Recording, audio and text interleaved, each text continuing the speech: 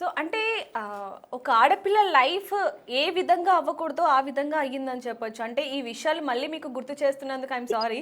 కాకపోతే ఈ యాహ్! రోజుల్లో చాలా మంది అమ్మాయిలు చిన్న చిన్న డిసప్పాయింట్ అయిపోయి, చిన్న చిన్న విషయాలకే డిసప్పాయింట్ అయ్యి ఎక్కడి దాకా వెళ్తున్నారో మనం చూస్తున్నాం కాబట్టి ఒకసారి మీ గురించి కూడా తెలుసుకుంటే బావుంటుందని మా ఉద్దేశ్యం అంతే. And first definitely. అఘోరీతో మీ పరిచయం అనేది మనందరికీ కూడా తెలిసిందే. కానీ అఘోరీతో ఉన్న 2 నెలలు అసలు ఏం జరిగింది? ఎక్కడెక్కడికి వెళ్లారు? అసలు ఏం మాట్లాడుకున్నారు అనేది మాత్రం చాలా మంది తెలుసుకోవాలనుకున్నారు కాబట్టి ముఖ్యంగా మేము కూడా తెలుసుకోవాలనుకుంటున్నాము. అసలు ఎక్కడికెళ్లారు? ఏంటి? డెఫినెట్‌లీ చెప్తాను. నేను డైలీ 1 అవర్ వరకు లైవ్ పెడతానన్నమాట నా బిజినెస్ పరంగా. నా యూట్యూబ్ అవును. ఛానెల్‌లో. మేము కూడా అందులో ఉంటాం గూడా అందులో. చాలా మంది అడుగుతున్నారు, "అఘోరిని ఏం చేశావు? వాడి దగ్గర డబ్బులు దొబ్బేసావు" ఇలాంటి కామెంట్స్ ఒస్తున్నాయి.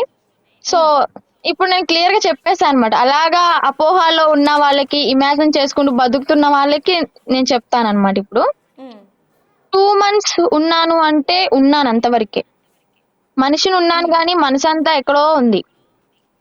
అంటే? అంటే టోటల్ ఇన్‌ఫ్లుయెన్స్ చేశారు నన్ను. ఎలా అంటే తన మాటే వినాలి, తనతోనే ఉండాలి, ఎవరితోనూ మాట్లాడొద్దు. హ్మ్. అలాగే తన హ్యాండ్ ఓవర్‌లో పెట్టేసుకున్నాడనమాట.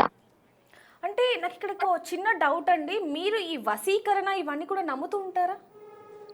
యాక్చువల్‌గా నమ్మను. ఏంటి అంటే హ్మ్. తను వచ్చిన దగ్గర నుంచి ఆహ్, తన ఎంగిల్‌తో నన్ను చేసాడని చెప్పని డౌట్.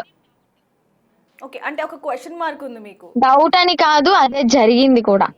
తర్వాత చాలా మంది చెప్పారు దాన్ని. ఇంకా మా అన్నయ్య వాళ్ళు ఎక్కడికెక్కడికో తీసుకెళ్ళి మొత్తం తీయించారు. అంటే మరుగుమందులు ఏదో అంటారు కదా! సంథింగ్ వాటి ద్వారా హ్మ్. హ్మ్.